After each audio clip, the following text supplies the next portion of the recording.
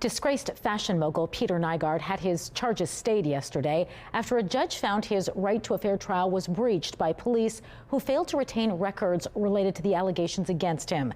And it has many questioning how police record keeping is done and how it will be done moving forward. Joining me now to discuss this is Brandon Trask, an associate professor in the Faculty of Law at the U of M. Brandon, thanks for joining us. Thanks, Maralee. These records in question, I understand, are the initial police interviews with the complainant. I'm curious, why would police get rid of evidence like this? Yeah, that's an excellent question, and I think that's really what Judge Harvey was struggling with in this situation. The Crown, and remember, this is a Crown prosecutor from Saskatchewan that was brought in because the Manitoba Crown decided they didn't have essentially a sufficient basis to proceed with this case. So the Crown, based in Saskatchewan, was essentially criticized by Judge Harvey in this decision for not providing enough information, enough background to try to persuade the court rather that the police took all the proper steps in order to try to preserve this evidence. So effectively, without the evidentiary foundation, the court was left with really no choice but to say this was hugely problematic that the police didn't keep these records. And this had a massive impact on the fair trial rights of Mr. Nygard. You know, this obviously a high-profile case, which is, you know, why it's been getting a lot of attention to how these record-keeping policies are. These documents dated back to 1993, I believe. I'm curious from your perspective if this is something that happens often, you know, in historical allegation cases, or is it kind of rare for something to be missing like this to see charges stayed? I mean, this case has a bunch of moving parts to it, but yeah, it's relatively rare to see an outcome like this. I mean, at the end of the day, it's important for the public to realize for very serious offenses that are preceded by way of indictment, so essentially the most serious approach that can be taken in Canada, sort of like the Canadian equivalent of a felony in the States.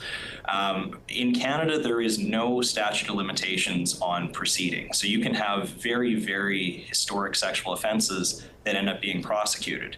And in that context, knowing that you can have charges come back, you know, decades in time, it's very, very important for the police to hold on to all of the relevant records.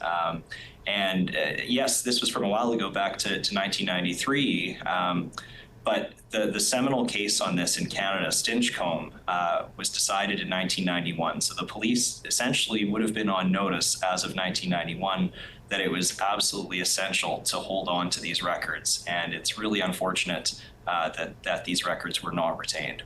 Interesting. All right. Obviously sparking calls for changes to record keeping and storage. We heard that even from the judge in this case. I mean, this seems like a no-brainer to me, especially in a digital age. But are there challenges to keeping records, you know, all kinds of records dating back this far? I mean, yeah, I think the fix on a go-forward basis is a lot easier. I mean, it's going to cost money, frankly, but it's money well spent to make sure that there's an opportunity for justice to be done, and, you know, for the complainant to effectively have their day in court, but also for the accused to make sure that they have a fair trial. So on a go-forward basis, I think this is a very clear message that's been sent to the police that hopefully they pick up on across the country. The challenge, of course, is for, you know, records that may have already been discarded in other similar cases from the past. I think, you know, this case doesn't say that automatically all of those cases wouldn't be able to proceed. The judge in her decision was critical of the lack of evidence that was produced by the Crown, the lack of information provided from the police as to why they had these records issues and had the policies in place that they had. So perhaps in a different case, if satisfactory explanations can be provided by the Crown and the police, you know, there may not be necessarily the same type of result, but based on the facts, or certainly the lack of satisfactory explanation here, the judge clearly felt that she had no choice but to issue a judicial stay of proceedings given the fair trial issues that came up. You know, given some of those extenuating circumstances you just highlighted, what are the chances there will be an appeal to this decision? I mean, there's always a chance, but it would definitely be a bit of an uphill battle for the Crown in this situation, especially because, you know, the judge's reasoning, Judge Harvey's reasoning, appeared to me to be extremely sound.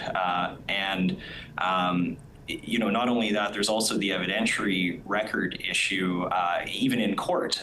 So not just the police records, but actually, you know, sort of the information that is on the court record in relation to these retention issues is lacking. And so, you know, I think it would be a bit of a struggle for the Crown to say that a different opinion, a different result should have flowed, because there just wasn't the evidence in place that probably would have been needed for that to happen.